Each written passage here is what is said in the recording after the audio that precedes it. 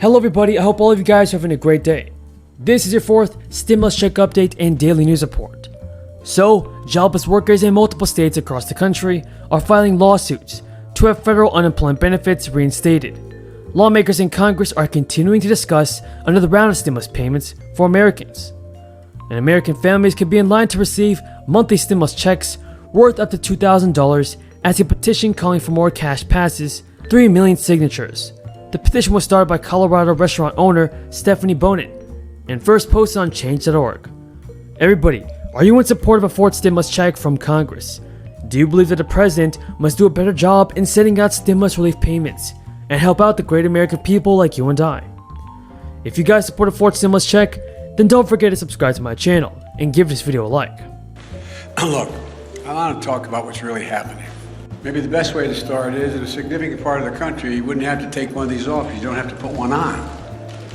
Like in my home state of Delaware, where I live in Newcastle County, where I was yesterday in Pennsylvania.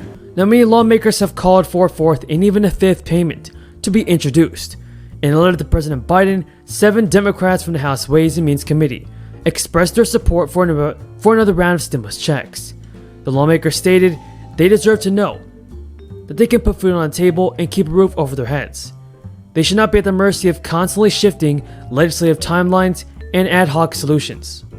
Over 20 Democratic senators sent a letter in March calling on Biden to enact recurring payments.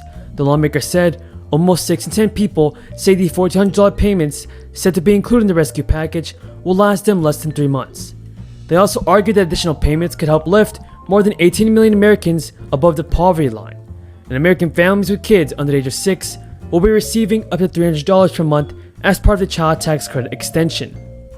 Folks, first introduced in 2019, the Worker Relief and Credit Reform Act aims to make the credit available to certain students, as well as modify the age requirement for the credit.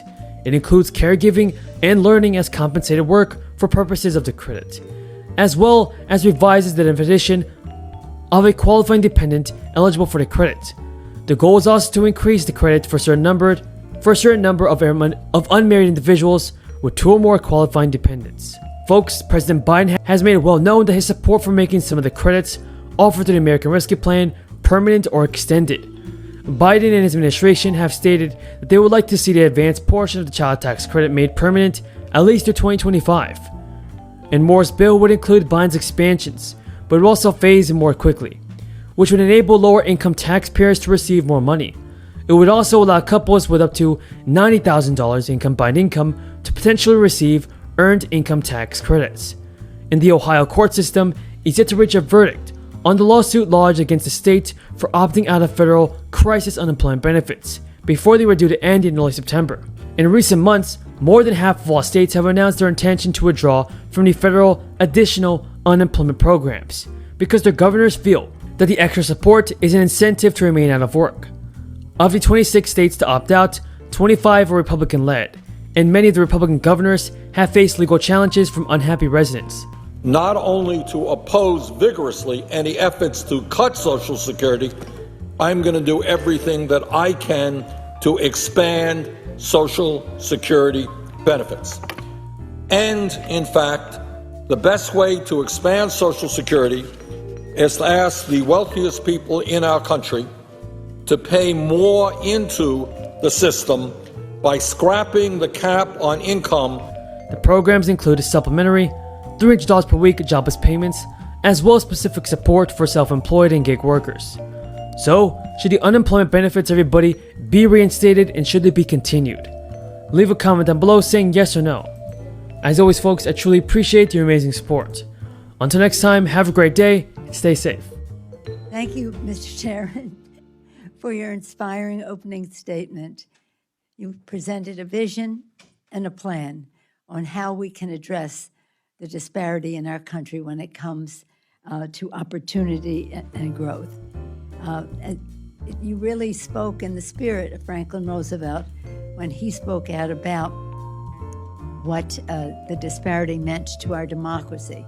As Congresswoman Moore and our distinguished Mr. Clyburn have told us, the New Deal was not a good deal for everyone in our country. We have to make sure as we go forward, we learn from the past and recognize all of the possibilities.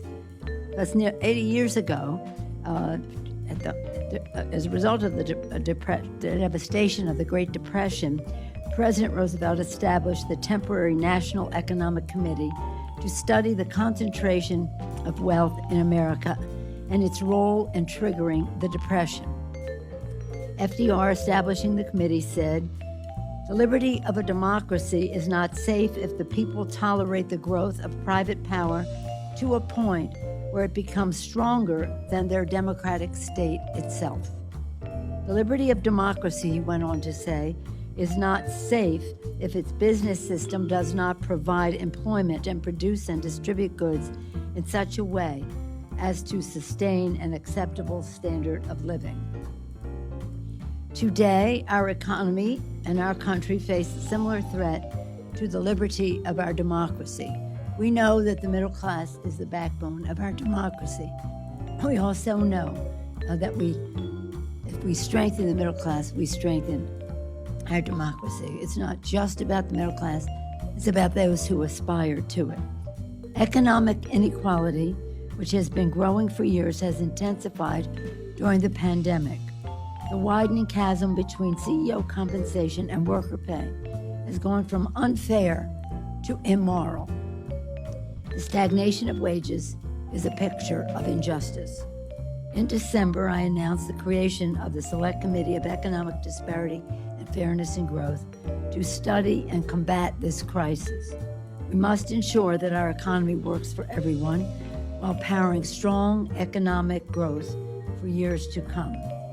Under the leadership of Chairman Himes, the committee has committed to hearing both from those who have the greatest needs and those who have the greatest understanding of the crisis from both sides, the need side and the solution side.